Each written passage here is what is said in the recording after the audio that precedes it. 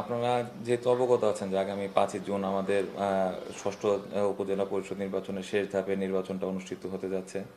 তো আমাদের এই মাধবপুর উপজেলাতে সর্বমোট 3 জন চেয়ারম্যান পদপ্রার্থী আছে এবং অন্যান্য ভাইস চেয়ারম্যান, মহিলা ভাইস চেয়ারম্যান সহকারে সর্বমোট 13 জন প্রার্থীরা প্রতিদ্বন্দ্বিতা করছে।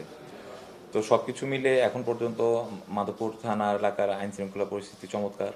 প্রত্যেক প্রার্থী তাদের নির্বাচনী প্রচারণার কাজ চালিয়ে যাচ্ছে এবং এখন পর্যন্ত আচরণবিধি লঙ্ঘিত হয়েছে এমন কোনো তথ্য আমাদের কাছে নেই এবং প্রত্যেকেই প্রত্যেকের অবস্থান থেকে আচরণবিধি মেনেই তারা তাদের নির্বাচনী প্রচারণার কাজ চালিয়ে যাচ্ছে এবং আইন শৃঙ্খলা পরিস্থিতি স্বাভাবিক রাখার জন্য আমরা আমাদের নিয়মিত টহলের পাশাপাশি বাড়তি টহল হচ্ছে, বিট পুলিশিং কার্যক্রম চলছে। আমাদের প্রত্যেক অফিসার বিশেষ করে 2টা থেকে 8টা পর্যন্ত যে সময় নির্বাচনের প্রচারণাগুলো চলে থাকে সেই সময়টা তারাও ফিল্ডে থাকে, তারা তাদের নিজ নিজ এলাকায় খোঁজ রাখে এবং যাতে কোথাও কোনো আইন শৃঙ্খলা পরিস্থিতি অবনতি ঘটছে বা ঘটতে যাচ্ছে এরকম কোনো ইনফরমেশন পাওয়ার সাথে সাথে যে খুব অল্প সময়ের মধ্যে যাতে আমরা রেসপন্সটা করতে পারি সেইভাবে আমাদের মাধবপুর থানা পুলিশ কাজ করে যাচ্ছে।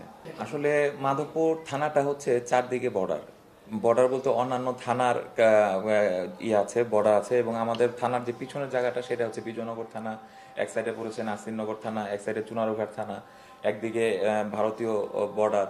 তো সবকিছু মিলে হচ্ছে মোটামুটি 4-5টা থানার বর্ডার এলাকার মধ্যে আমরা আছি। তো সেই ক্ষেত্রে আপনি যেটা বললেন যে বা বহিরাগতদের প্রবেশ, সেই বিষয়টা আমরা একেবারে মানে নাকচ করছি না, থাকতে পারে।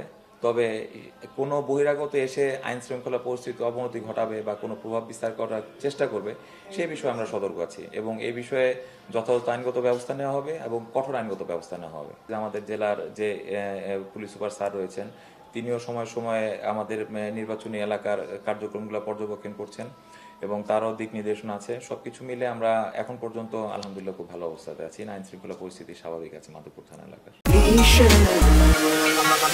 Vision is a vision, ঠান্ডায় হবে chill. Vision is a vision, come on like a